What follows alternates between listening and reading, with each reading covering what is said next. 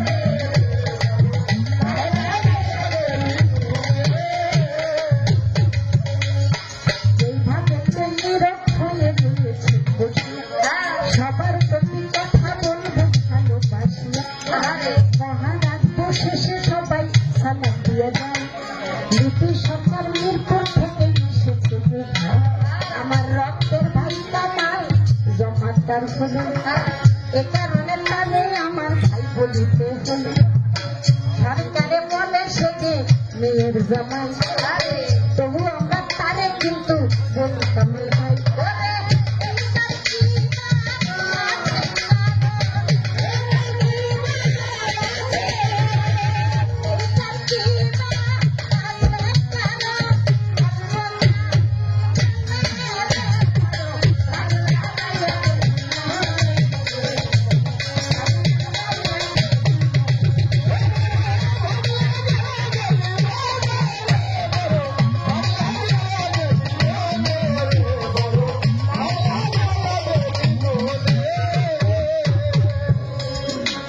সকলে জানেন আমার মা অনেকদিন অসুস্থ ছিল দুইটা কিডনি মায়ের ড্যামেজ হয়েছিল দুইটা কিডনি ড্যামেজ এটা নাকি ধরা পড়তে 15 বছর লাগে কম ডাক্তার আর কম চিকিৎসা করি নাই টাকার অভাবে মানুষ মরে এটা আমি বিশ্বাস করি যখন হায়াত থাকে না তখন তার আর কোনো চিকিৎসা টাকা দিলে মরমান না দিলে এটা আমার মা চিকিৎসার অভাবে মারা এর জন্য আমি 4 কোটি টাকার বাড়িটাই মার নামে লেখা দিচ্ছি 42 আমার বাড়ি পশ্চিম নিয়েছে আমি যদি মার আগে চলে যাই আমার ভাই বোন যেন এই বাড়ি ছিল আমার মায়ের বাবা প্রত্যেক লোকেই তো অনেক কিছু হয় বাবা আমার মার কিছু হলে বাড়ি বিক্রি করে যেন আমার মার চিকিৎসা আমার চেয়ে আমি আমার মায়ের চিন্তা করছি বেশি মায়ের মরে গেলে সন্তান কেমনে বাঁচে এটা আমার মাথায় ছিল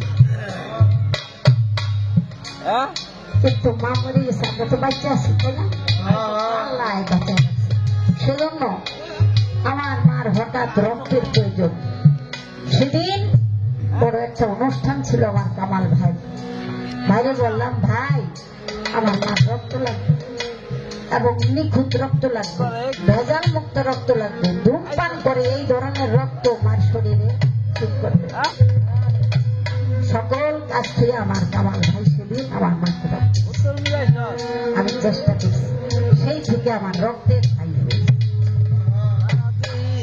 আমার রক্ত দিতে পারি নাই রক্ত শূন্যতা কিন্তু আমার ভাই চেষ্টা করছে চিরদিনের জন্য হৃদয় ভাই সেই থেকে ভাই হয়েছে সে যে জোরের ভাই যদিও লিপি খালা ডাকে হবে সে মেয়ের জামাই তবু ওই পরিচয় নাই রে ভাই ওই রক্তের ভাই সেই পরিচয় দিয়া যায়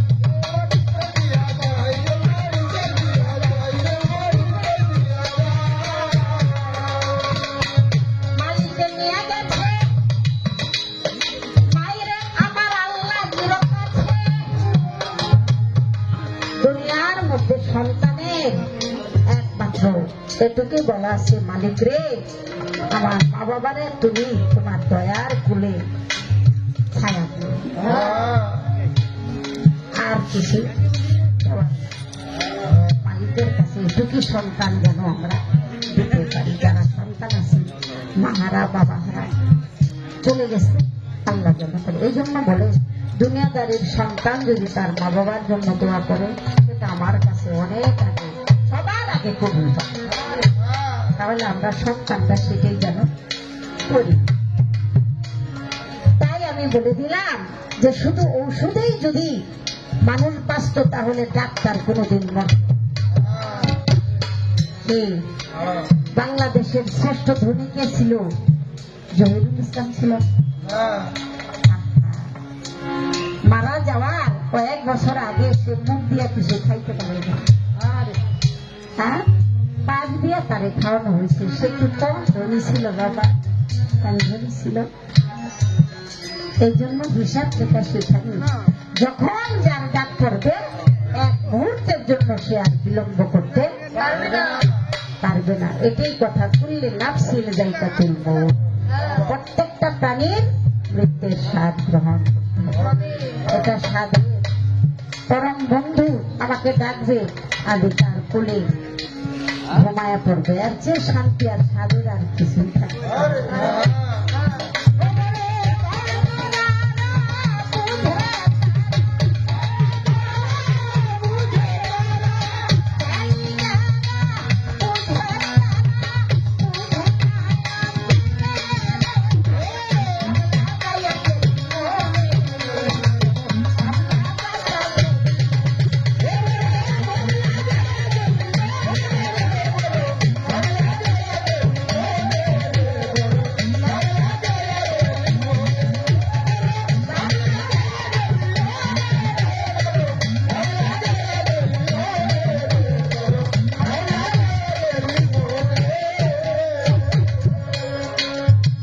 প্রাণের ভাই আমার অন্তরের বাবাজি, আজকে পাগল মনিরের সাথে পাল্লা করতেছি। সরকার কেন বসলো এত লজ্জার কথা? আপনার বড় ভাই, আপনার যদি বড় ভাই হয় তাহলে তো আমার আরো আইসা পাশে পয়সা একটা বেড়া দিছে। আমি যেন কি শুনি, এটা একটা কৌশল করতেছে, ক্যাপাসিটি করতেছে। আমার যে কথাটা পয়েন্ট আসবে সে কথাটা তো বলাই লাগবে। আমাদের পাগল মনের বলেছে ওই যে জিন্দা পাইয়া কবর দেওয়া হইতে সে আইন আল্লাহ তাআলা নিষেধ করে দিয়েছে। তোমাদের কন্যা সন্তানকে আর কেউ জিন্দা মাটি দিও, আল্লাহ নিষেধ করছে। শেষ নিষেধ করছে। এর মধ্যে সৌদি আরবের কি আইন এটা আমার কম হচ্ছে, এটা কই কি নারী গেছে এক বুড়া বেড়াই বলে 10-15টা বিয়ে করে বিচার কইলেন আপনারা। এখানে কি নারীর কোন ইজ্জত দিচ্ছেন না? দাম বাড়াই বুড়া বেড়া ও কয় কি ও 70 বছর ছিল সৌদি আরব, কয় দাম বাড়াইছে। আমার পোলা তো এর লেগে ঠেলা মারা কথা কই বউ থাকে না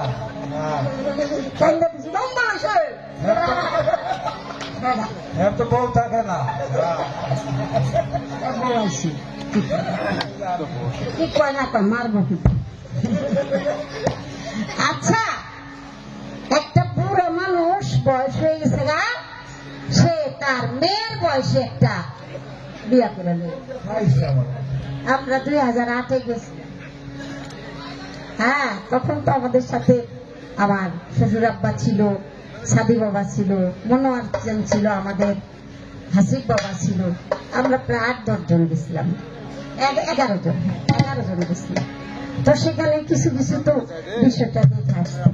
মুরব্বী হয়ে গেছে, ভালোভাবে কথাই বলতে পারে না, সে দেখি পিচ্ছি পিচ্ছি বিয়া করে।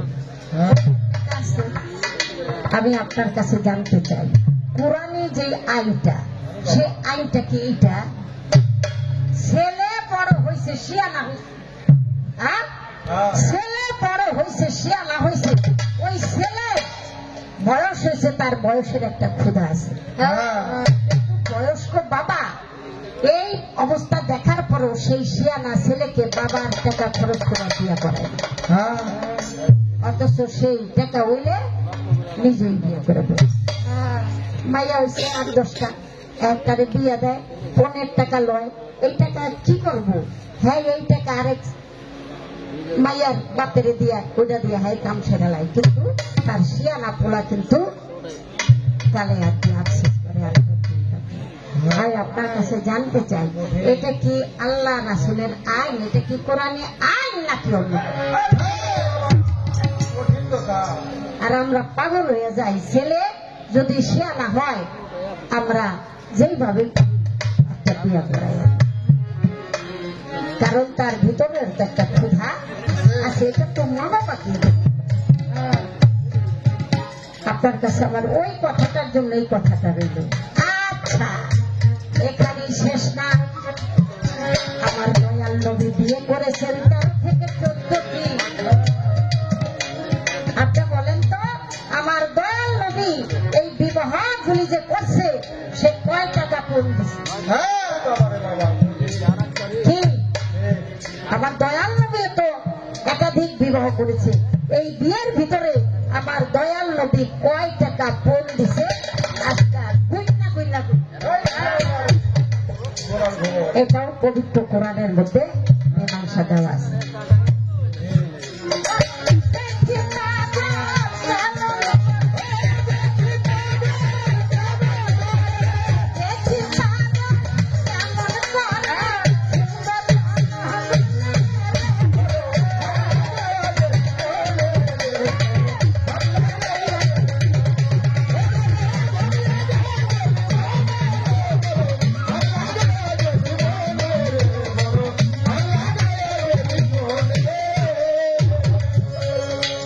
এইবার আমার কাছে সে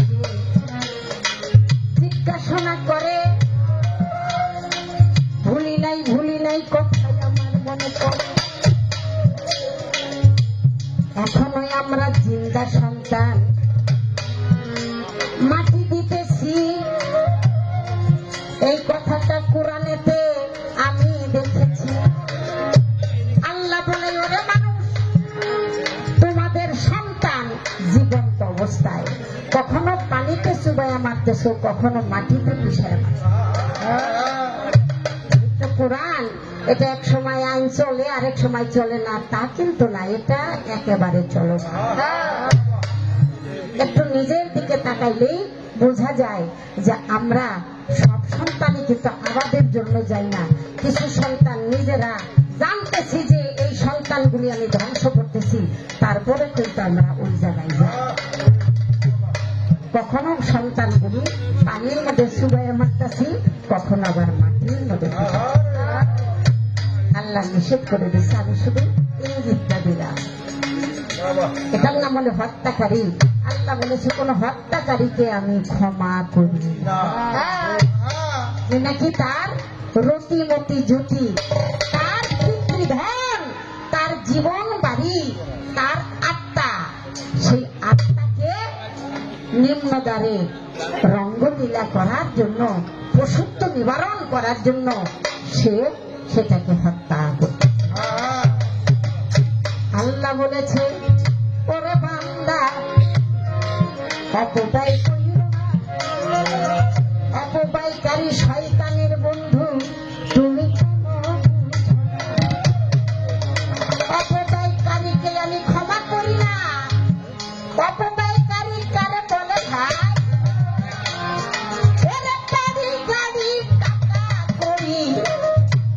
এটা কিন্তু মূল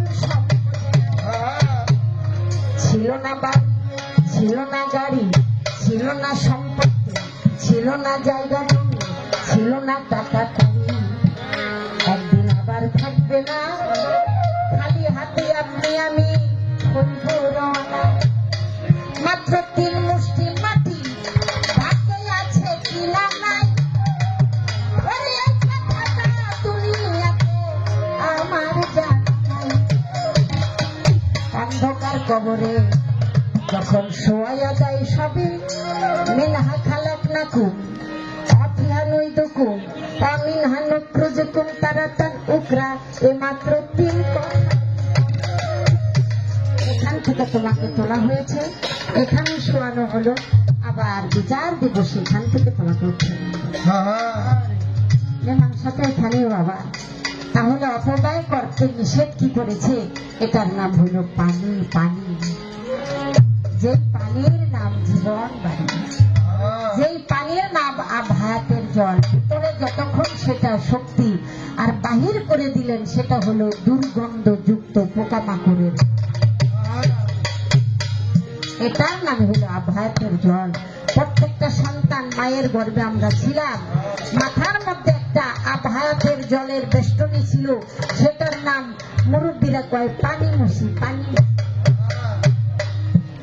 এই মাথার মধ্যে ছিল, তাই আমাকে এই পানিতেই হেফাজত করে রেখেছে।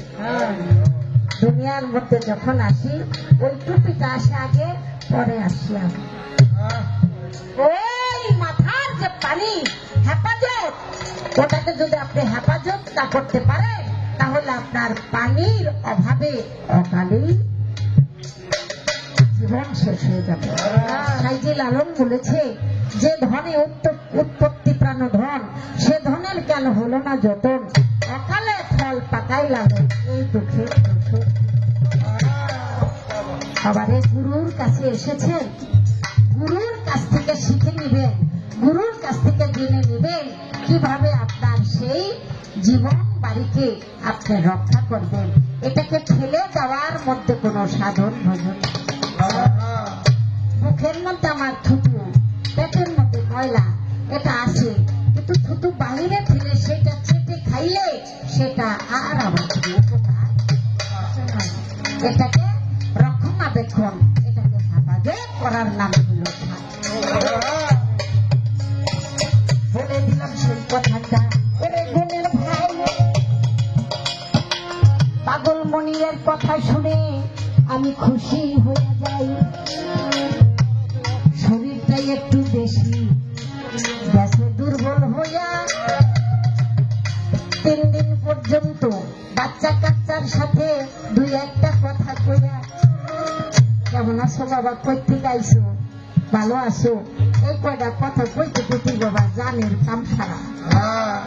তারপরে আবার পালা গান, শরীরটা খুব একটা সুবিধা লাগতেছে না। আর সিজনে তো আছি, আগামীকাল আবার আমার গান গাইতে হবে দরবেশ বাবার দরবারে ধামসর। খবরে গেলে গেত আর কেউ জিগাইব না, যতক্ষণ আছি কর্ম করি। কর্মটাই বাবা মূল ধর্ম। আমার কাছে জিজ্ঞাসা করে,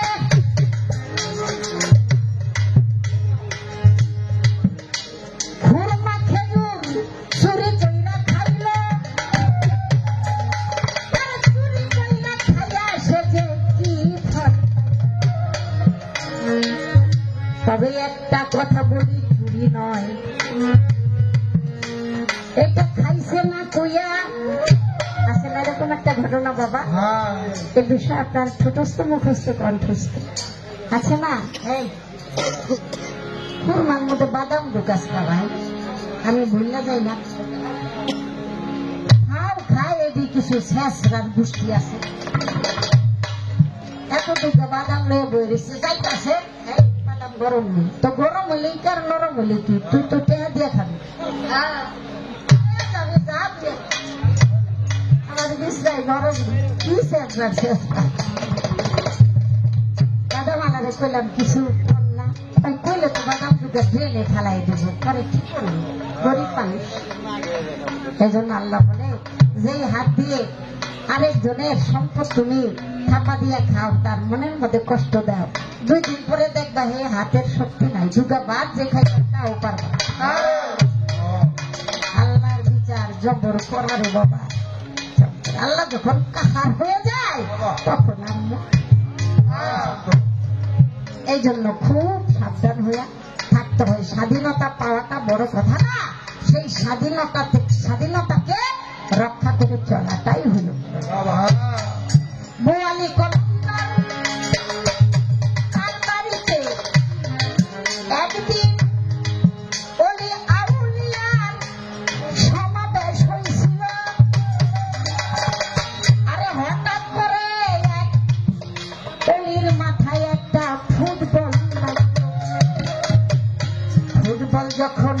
গেল, একটু বাঁধলো হট্টগোল, সবাই বলে এইটা না জানি কার বল। হঠাৎ করে ছোট্ট একটা ছেলে হাত দিল বাড়াইয়া, আমার বল জলদি কইরা আমার দেন। সবাই মিলে জিজ্ঞাসা করে এই ছেলেটি কার? বলে এই ছেলেটাই। সর্বনাশ!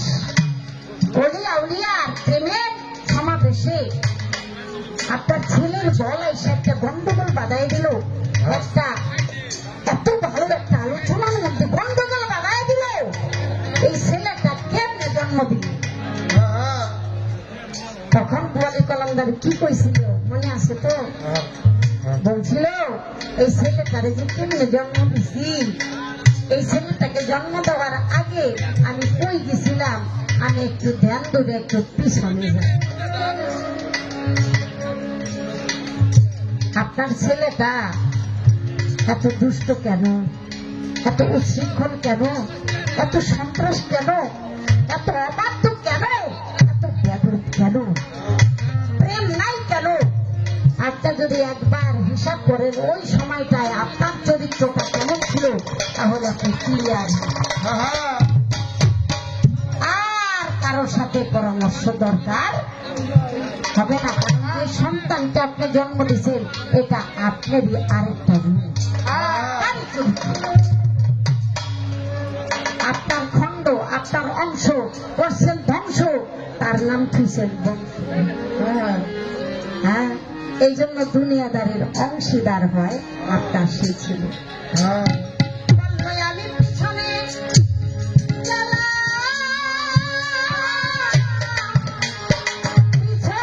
ঘুরে এসে এই ছেলেটার পরিচয় পেলাম।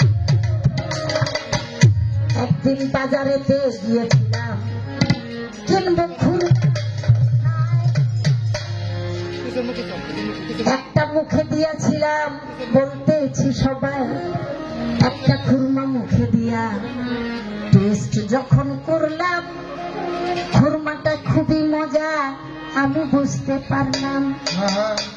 বললাম 100 মেপে দাও, আমি খুরমা নিয়ে বাড়ি আসি, কিন্তু যেটা খাইছি এটার দামও দেই নাই, আমি এটার অনুমতিও নেই। হ্যাঁ, কি বাবা, তাহলে আমি বুঝি না ওটা তো সে কিনে আনছে না, ওটা তো কিনে আনছে, আমি যে খাইলাম এটার অনুমতি তো তার কাছ থেকে আমার চাইতে হইব যে ভাই একটা খুরমা তুমি রেখে দাও, আমি তো খাইছি, আর তা না হলে তুমি আমার ক্ষমা করে দাও। ক্ষমা তো চাইতে হবে, আমি ক্ষমা চাই নাই, আমি ওই খুরমাটা খাইছি, কিন্তু দেখা গেল আল্লাহর তরফ থেকে ওই খুরমাটার থেকে যেই রক্ত হয়েছে, ওই রক্তের থেকে যে শুক্রটা হয়েছে, ওই শুক্রটাই হলো অবাধ্য। এটা হলো অলিয়া উলিয়ার হিসাব। না বলে খাওয়াটাই, তার অনুমতি না নেওয়াটাই এটা চুরি। হযরত শেখ ফরিদ রহমতুল্লাহ আলাইহি, তার বাড়িতে হযরত নিজামুদ্দিন আউলিয়া মাহবুবে ইলাহি রান্না বান্না করে গুরুর সেবা করত। একদিনে তো লবণ নাই, আমার কথা থাকবে, লবণ ছাড়া রুটি বানাবে, আন্না লাগবে, বলে এই আন্না রুটি গুরু কেমন কইরা খাবে? পাশের দোকান থেকে লবণ আনছে, রুটি দেয় বানায়া। হযরত শেখ ফরিদ রহমতুল্লাহ আলাইহি রুটি ধরতে যাইয়া হাত অবশ্যইয়া হাতটা রুটি তুলতে পারে না। শেখ ফরিদ বলে, ওগো নিজামুদ্দিন, তুমি কি করছো? ঘটনা আবার এই রুটির ভিতরে ঋণের গন্ধ আসতেছে, তুমি এত বড় সর্বনাশ করলা বাবা, আমার হাতটা দেখো, আমার হাতটা অবশ হয়ে গেছে, আমি আর এই হাত দিয়ে কিছু ধরতে পারি না। বাবা রে, তুমি কি করেছো? বললো যে বাবা, পাশের দোকান থেকে আধা পয়সার লবণ বাকি এনেছি, কারণ টাকা ছিল না, আগামীকাল দিয়ে দিব। এই কথা বলে লবণ এনেছে আধা পয়সা। তখন বললে ঈমানহীন কর্ম, যারা আল্লাহর প্রতি দৃঢ় বিশ্বাস নাই তারাই তো ঋণ হয় মানুষের কাছে, তারাই তো পরনির্ভরশীল হয়, তারাই তো মানুষের শরণাপন্ন হয়, তারাই তো ব্যক্তির মুখাপেক্ষী হয়। তাই যারা নাকি ব্যক্তির মুখাপেক্ষী হয়, আল্লাহ থেকে, আল্লাহর প্রতি বিশ্বাস থেকে সে বিচ্ছিন্ন হয়ে যায়, ক্ষণিকের জন্য হলো সে ঈমান হারা হয়ে যায়। দেখেন হিসাব নিকাশ করি, তুমি যে আগামীকাল বেঁচে থাকবা তার গ্যারান্টি কি? তুমি এই মুহূর্তেই তো শেষ হয়ে যাবে। আর কোন মুসলমান কখনো ঋণ থেকে সে কবরে যাবে না। আর কবরে যদি ঋণগ্রস্ত ব্যক্তি যায়, সে আর মুসলমানের পরিপূর্ণ। এখানেই কিন্তু কথাটা বলা হয়েছে। তাই কোন ব্যাপারই আমরা যেন ঋণ না হই। একটা প্রশ্ন জিজ্ঞেস করছে, আমার কাছে খুব ভালো লাগছে। এই জন্য গুরুর কাছে যাবেন, এই বিষয়গুলি বুঝে নিবেন, গুরুর হাতে হাত দিয়া পরিপূর্ণভাবে ঋণ মুক্ত হয়ে যাবেন। ঋণ মুক্ত কিভাবে হবেন সেই বিষয়টা গুরুর কাছ থেকেই বুঝতে পারবেন। গুরুর হাতে হাত না দিলে সে পূর্ণাঙ্গ মুসলমান হয় না, আত্মসমর্পণকারী হয় না, সে পরিপূর্ণ মানুষ হয় না। এই বলা কোয়া মোটামুটি শেষ। খলিফা মনসুর সে আমার ইমাম হানিফা সাহেবকে বন্দি করেছিল, মেরে ফেলবে। কারণ ইমাম হানিফা রহমতুল্লাহ আলাইহি তার মুর্শিদ কেবলা ছিল কে? তার মুর্শিদ কেবলা ছিল আবু জাফর, তার নাম ছিল নোমান। বলেছিল নোমান তো ধ্বংস হয়ে যেত যদি জাফর সাদেকের গোলামে 2 বছর পর্যন্ত না করত। তাই খলিফা মনসুর সে ছিল আহলে বায়াত পাক পাঞ্জাতরের বিরোধী, আর এটার সাপোর্ট দিয়েছিল হযরত হানিফা সাহেব। তো তাকে কারারুদ্ধ করা হয়।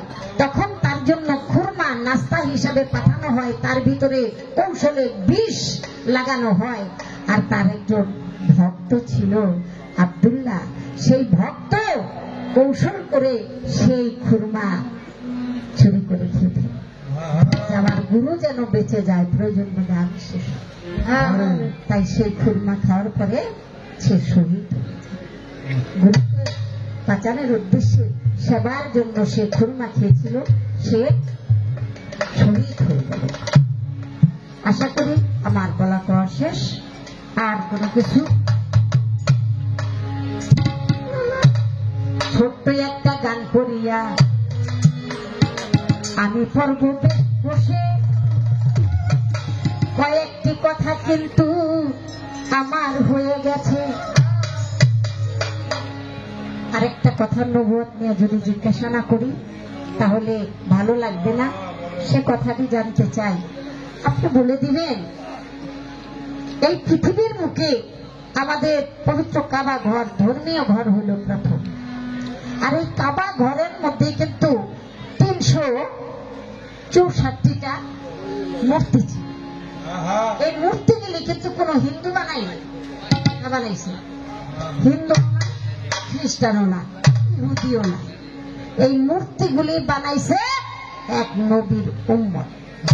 এই মূর্তির যে ধারাবাহিকতা, এটা এক নবুয়তধারী উম্মতরা এটা বানাইছে। এটা একটা গুরুত্বপূর্ণ বিষয় হয়ে গেছে। আমি আপনার কাছে জানতে চাইলাম, আমার পায়ে ফেলে উঠছেন না, কথা কয়ে না, গান গাইতে যাই মাসে মাসে দেশের বাইরে, আমি আইতে যাই।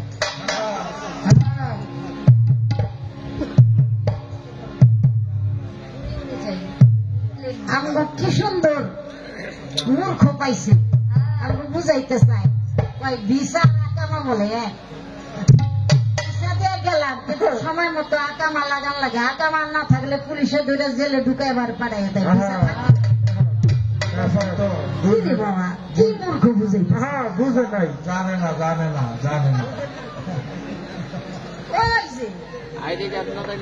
বড় মানুষ।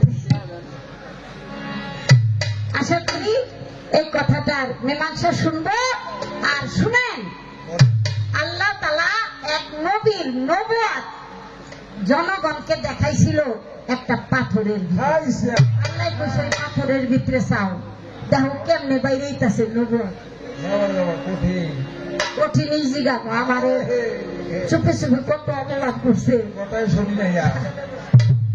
আল্লাহ একটা পাথরের ভিতর থেকে নৌবত বেরোইতাছে এইটাই